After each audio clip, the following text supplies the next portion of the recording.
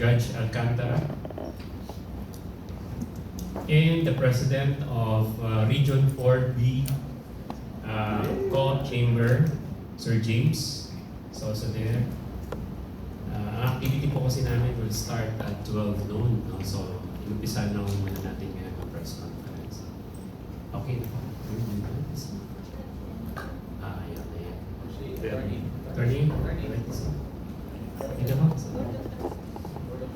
Dito po. Yan. Mga bida pala yung nandiyan. Oh.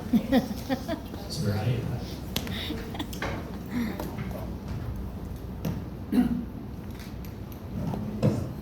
Okay po, magandang umaga po sa lahat. Ngayon po is ang ating media conference where we celebrate also the Cooperative Month. Ngayon po yung October ay tinaguri ang Cooperative Month. No? Today we will discuss more about the item regarding the democratic member control, the core identity of the cooperative. But before we do that, welcome po namin lahat kayo dito sa Sequoia para sa ating media conference. We'd like to thank everyone na nagkaroon po ng panahon na pumunta po rito. Siguro po dun sa pagpapakilala po sa media, si Sir Ira na po, no? Yung bahala. Yes, do. Okay. Later.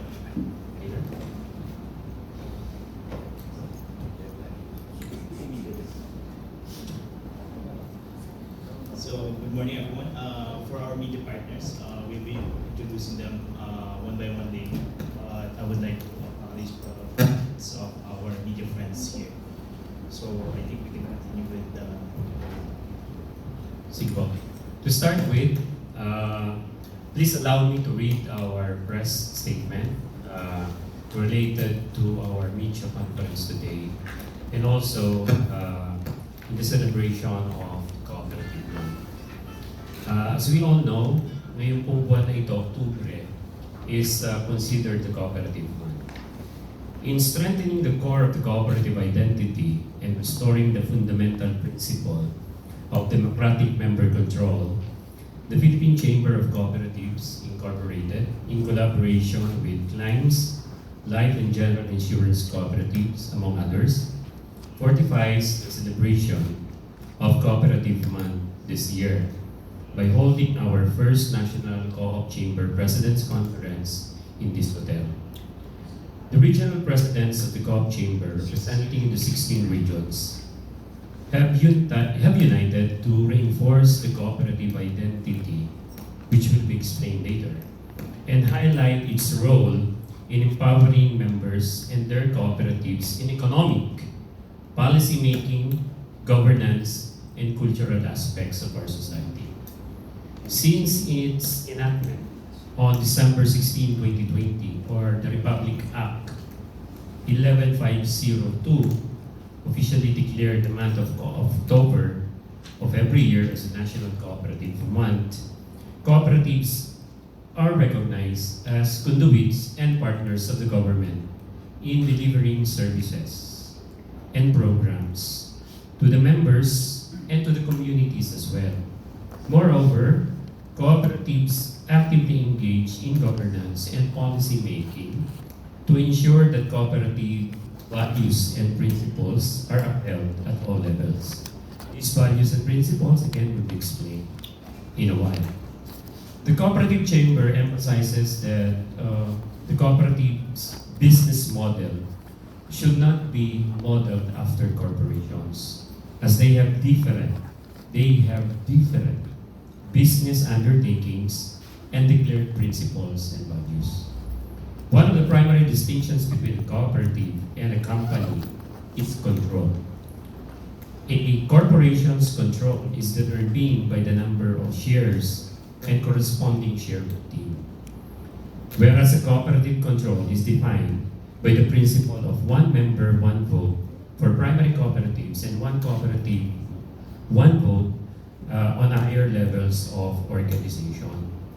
Now we go to the deepening of the cooperative identity.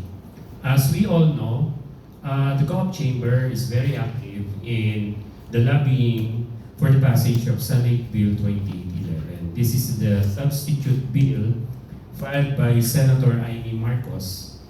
That's Senate Bill 418. Senate Bill 2378 filed by Senator Jingo Estrada. And Senate Bill 2340 filed by Senator J.B. Ejercito. Last September 4, the Committee on Cooperatives issued a committee report stating therein the proposed amendments to the Republic Act 9520 or the Philippine Cooperative Code. From these amendments, there are items or there are sections there which we would like to emphasize and address by the senators to reconsider their positions, which will be discussed again later as we go along in this media conference. The hearing conducted by the Senate Committee on Cooperatives, chaired by Senator Amy R. Marcos. Our chairperson, Mr. Noel Raboy, and also the president of Climbs Life and General Insurance Cooperative, expressed openness to the 40% share capital holdings in a federation. We will explain that again. On the condition that such share, and I emphasize, that such shares do not carry voting rights. If share voting schemes become part of the law, it would be very difficult to ensure that we will continue to serve the democratic purpose where cooperative is allowed or is being practiced.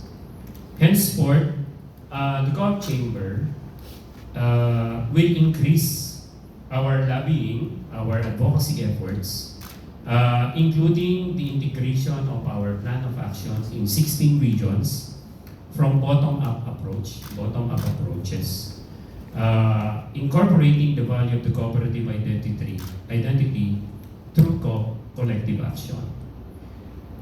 Please bear in mind that in 2023, during the State of the Nation address by President Ferdinand Marcos Jr., he emphasized that it's about time that the Philippine Cooperative Code should be amended. It should be amended. However, 1 year after, the Philippine Code is still under review by the Senate. We are expecting that in the next few months of the 19th Congress, the emphasis made by President Marcos will be adhered by the Senate, and hopefully next year the bicameral conference committee will be convened to tackle the discrepancies between the House version and the Senate version on the proposed amendments to the Philippine Cooperative Code. Nevertheless, the Cooperative Chamber is committed to addressing vital issues and concerns affecting cooperatives through legislative advocacy and lobbying efforts to advance national and regional agendas, supporting cooperative ideals, principles, and values. Ayan po ang press statement ngayong araw na ito in the celebration of the Cooperative Month. Good morning po sa lahat. So, would like to introduce for additional inputs and discussions before we will open the floor to our friends in the media, the current chairperson of the Coop Chamber, Sir Noel D. Raboy. Mr. Chair.